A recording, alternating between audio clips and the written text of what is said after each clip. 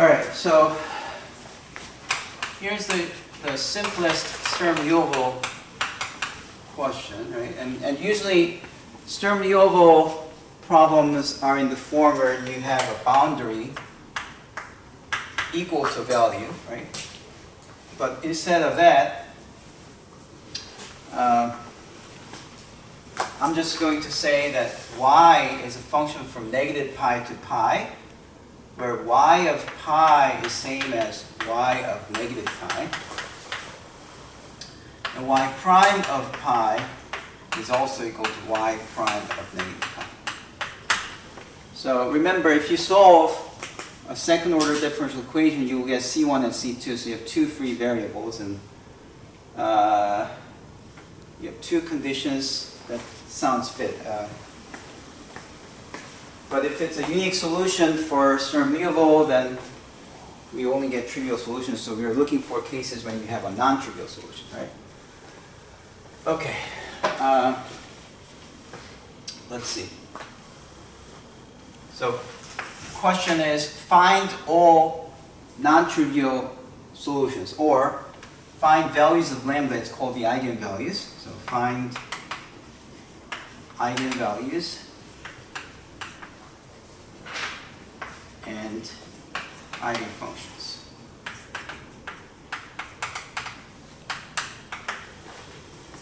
Okay. All right, so we start by thinking about y or case lambda less than 0, lambda equals to 0, and lambda positive. But like the other cases, this is not going to yield any non-trivial ones. So this one would have no non-trivial solutions.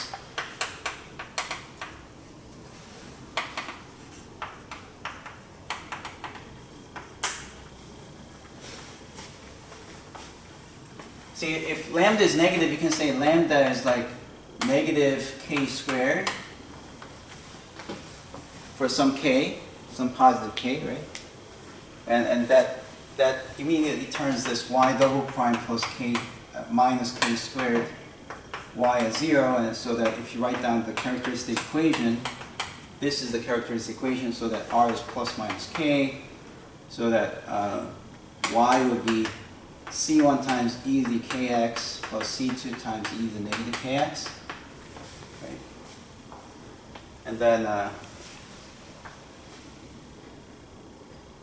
well, to allow this to equal to the, if you put y of pi, you c1 e to the k pi plus c2 e to the negative k pi, and then y of negative pi will be c1 e to the negative k pi plus c2 e to the negative positive k pi.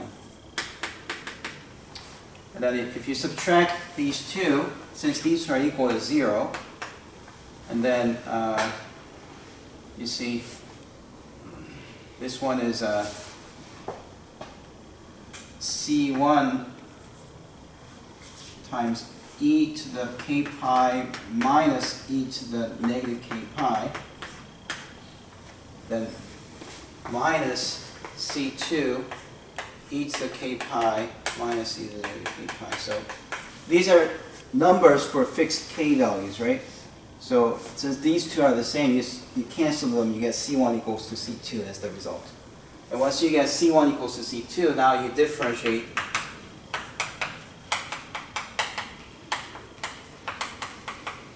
c1 is c2, so just set that as c1 and you differentiate both sides, and you get c1 e to the kx minus, actually, c1k e to the kx minus c1k e to the negative kx. And then you again apply y prime of negative pi and y prime of pi. You set them equal and do something similar, you will get that c1 has to be 0. Okay, it's just not very fun, so I just want to skip this. Yeah. All right. So as I said, it's not going to yield any non-trivial solutions there. And really, all this is because this is this is like the one-dimensional Laplacian. See, two-dimensional Laplacian is second derivative of x and second derivative of y, right? So if you have one-dimensional, it's just two derivatives. So this is like the Laplacian one, and it's a mathematical theorem that says Laplacian is negative semi-definite. So, all right. So there's some deeper reason why this doesn't happen. Okay. So no case, and then the other cases are a case when lambda is 0. Well, if lambda is 0, then you get y double prime equals to 0. If you integrate both sides, you get y prime equals to a constant. If you integrate again, you get some constant times x, no, times, yeah, let's just call it x, okay? So times x plus d. And then you impose that y of pi, which is c pi plus d, has to equal to y of negative pi, c times negative pi plus d. Subtract, since we're saying that these two are the same, so it'll be 0. It'll be, this won't be doubled, so it'll be 2c pi. D minus d is 0. So after dividing by 2 pi both sides, you get c equals to 0. What does that mean? That means y would be just d. Now we apply the second condition, but what's y prime? Y prime 0. So obviously y prime of pi and y prime of negative pi, since they're both 0, they're going to be equal. So it's going to automatically satisfy the second one. Okay. So what's our conclusion for lambda equal to 0? Is lambda equal to 0 an eigenvalue? It is an eigenvalue. It is, because you have a non-zero solution, which is this solution. You can set d to be any non-zero constant that's a non-zero solution to our problem, right? So it's going to satisfy, that means lambda equal to 0 is an eigenvalue. So lambda equal to 0 is an eigenvalue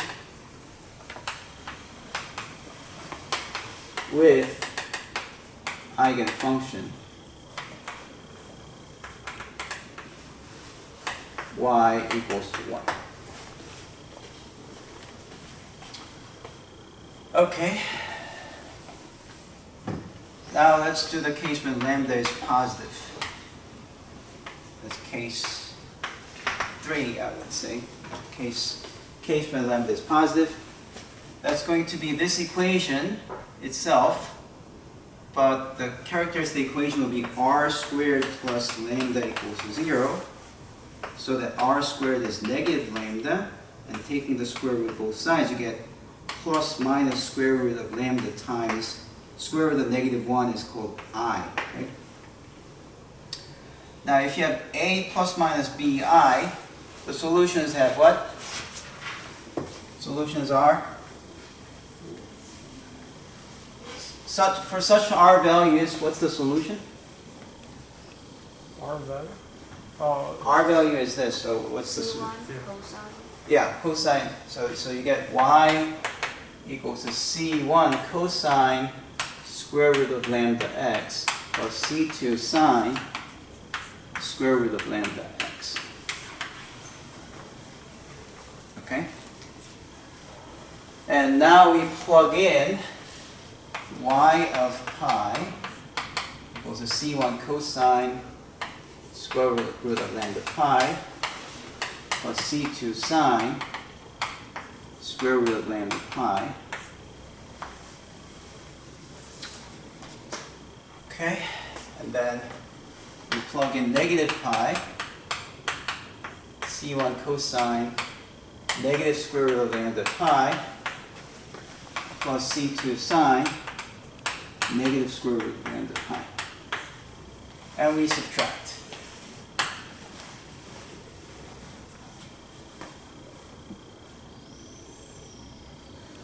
Is that okay? So we are C1 is arbitrary. Okay, so first of all, the left side is 0, right? Yeah. Yep. Okay.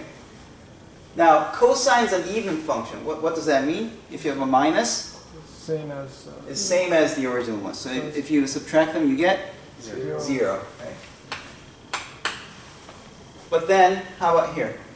2C2 sine lambda. You get 2c2 sine Square lambda pi. So C2 is 0. So either c2 is 0 or square root lambda is Is n squared. n squared, right? Square root lambda is n. Right? So let's see. So either, if you have two things multiplied to give you 0, then at least one of them has to be 0. Either c2 is 0 or sine of square root lambda pi is 0. But we know that sine of n pi is 0, so that means square root of lambda pi should equal to n pi. Yeah, and from 1 to. And from 1 through That is infinity, and then positive. that would give you lambda as n squared. Okay, so let's trace this part and see what happens. If c2 is 0, then y would just simply be c1 cosine square root lambda of x. And let's also assume this. Suppose it's not this case. Okay, so suppose not. Suppose this is not true, then you're forced to say that c2 must be 0, right?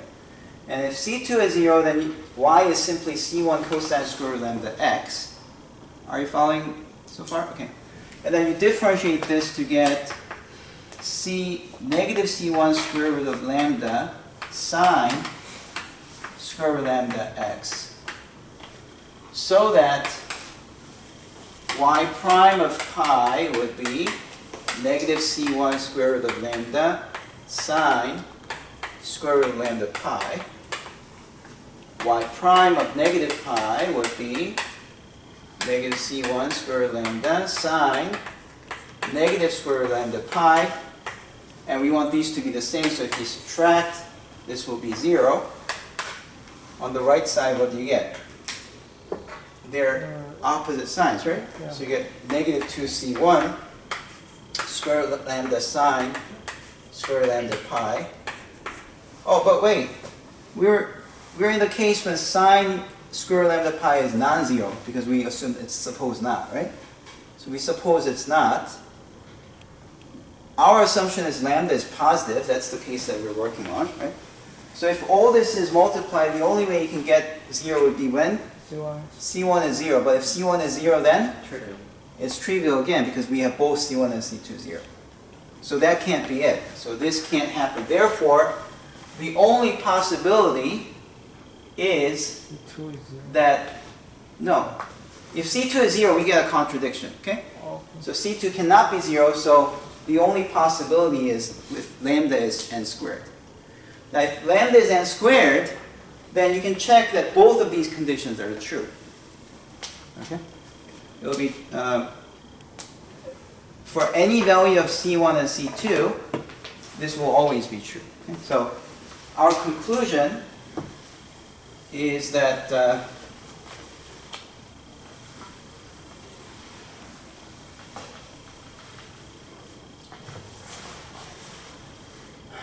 so our answer, final answer is that lambda would be n squared. And remember, lambda equal to 0 was okay, right? That was okay. So lambda equals to n squared with n equals to 0, 1, 2, 3, and so far. And the eigenfunctions would have C1 and C2, but let me call it A and B instead of C1 and C2, okay? It's easier, so I'll write it as A times cosine nx, and then plus B. So I'm just rewriting this one with, because lambda is n squared, square root of n squared is n, right? So I'm just rewriting A cosine nx plus B sine nx. that is for lambda is positive. Right. Yeah, but actually lambda equal to 0 is okay too, because if lambda is 0, you get 0, you get 1, and you get any constant. Oh, yeah. So Yeah. this will contain the case when n is Yeah. 0. So that will be the answer to this case.